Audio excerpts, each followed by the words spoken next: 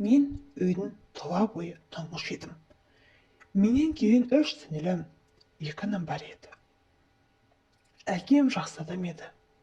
Ал анамның көп жаман жақтары бар екенін мен есейгенде түсіне бастадым. Бірақ осы жарық дүниені көруіме себепші болған осы анам болған соң, туыс-туғаннан айтқан жаман сөздеріне мән бермейтін. Керісінше, ішімде реніш болатын. Әкемнің туыстары анамды жақтырмайтын. Оның себебін мен есейе бастағанда түсіндім. Анам өтірікті көп айтатын, қолының сумандығы бар адам екен. Әкемнің туыстарының неліктен анам туралы жаман айтып жақтырмайтынын енді түсінгендеймін. Анам барған жерінде жылтыраған зат көрсе, сөмкесіне салып алатын сумақай жан еді. Ақыр соны әкем анамның бұл қылықтарына төзбей ажырасуға бел байлады. Анам да келісе кетті. Балаларды қамқорлыққа тен алуға шешім қабылдады. Алайда анам өз қасына тек мені алды, ал қалған балаларды әкем өз қамқорлығына алды. Анаммен бірге Астанаға көшіп келдім. 15 жасында 9-шы сыныпты аяқтап оқуға түстім. Ресторандарда жұмыс жасап, өз еңбегіммен тапқан табысыма риза болдым.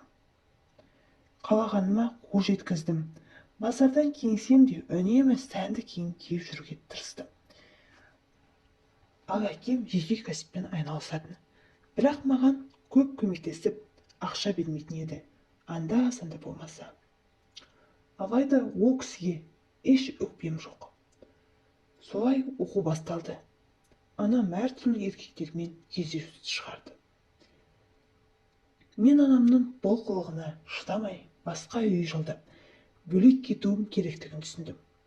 Үйді Алина, Анар, Самал, Жұлдыз есімді 5 қызбен бірге жалдап тұрдық.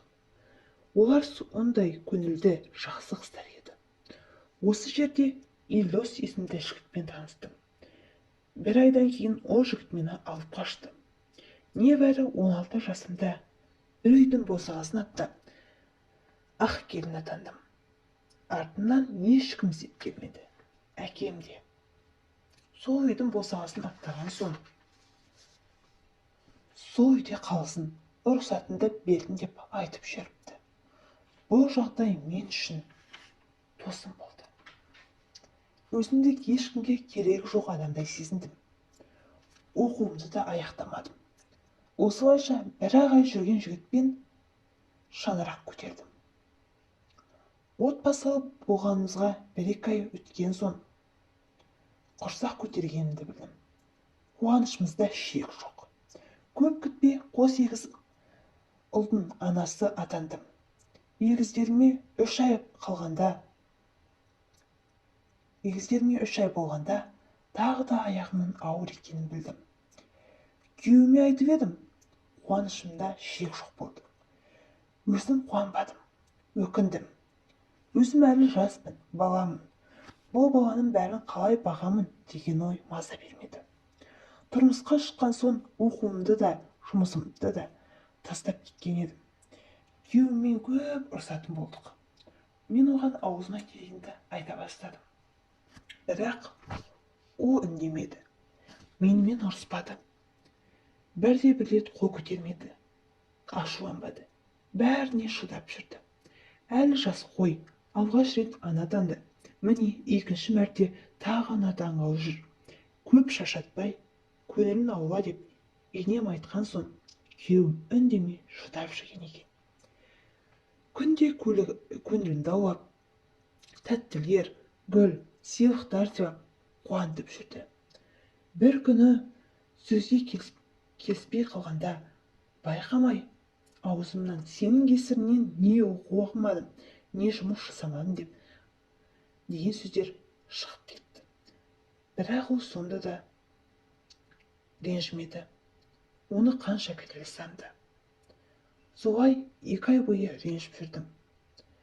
Содан төркініме, яғни әкемнің інісіне кетіп, жеңгемнің жанында болдым. Жеңгем өте жақсы адам еді. маған бар ақылын айтып, көп нәрсеге үйретті. Өз тәжірибесін айтты, өз тәжірибесімен бөлісті. Мен сөйтіп үйге оралдым. Күйеуім менің оралғаныма қатты қуанды. Алдымда жүгіріп, көңілімді аулап жүрді. Жеңгемнің сөздерінен кейін мен де күйеуімнің көңілінен шығуға тырыстым. Инстаграмнан отбасылық парақша ашып, барлық фотоларымызды, бақытты сәттерімізді сала бастадым. Ол маған жиі гүл, тәттілер, сыйлықтар әкеліп, балаларын қуантып жүрді. Күйеуім мені қатты қолдады.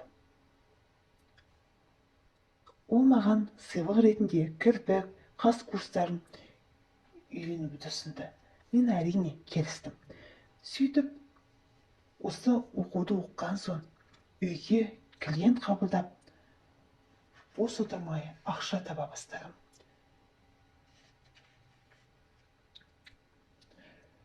Әрине, бұның барлығы күйеуімнің арқасы еді. Бір күні ауруханаға барып, баланың жынысын білгіміз келді. УЗИ бөлмесіне кірдік. Күйеуім қасында екі ұлымызды ұстап отырды. Дәрігер бізге егіз қыздар болатынын айтты. Бұл жаңалыққа менен бұрын күйеуім қатты қуанды. Әрине, мен де қатты қуандым. Күйеуімнің қуанышында шек жоқ болды. Міне, қазіргі таңда аяулы жар, 4 баланың анасымын, бақытты жанмын. Туғандарыммен де арасында араласып тұрамын.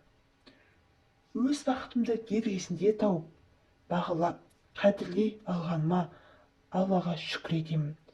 Егер сол сәтте мен бәрінен бас тартқанда, қазір мен қандай күйде болар едім?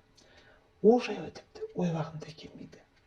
Шыдамды болып, бақыттың қадіріне жете білейік.